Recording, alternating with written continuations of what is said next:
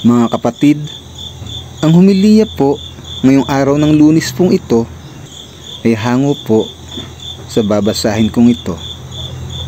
Mateo, Kapitulo 8, versikulo 18 hanggang 22. Ang paglilingkod kay Jesus.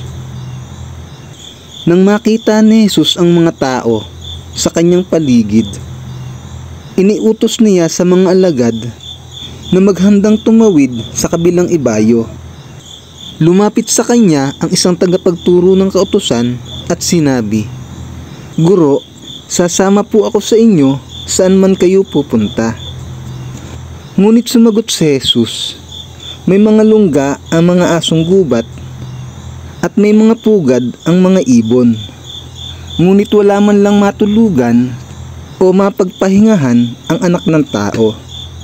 Isa naman sa mga alagad ay nagsabi sa kanya, "Panginoon, maaari po bang umuwi muna ako upang ipalibing ko ang aking ama?"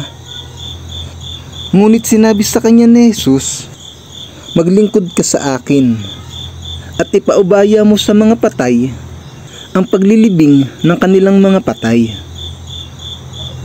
Ang mabuting balita ng Panginoon. Pinupuri ka namin, Panginoong Hesukristo.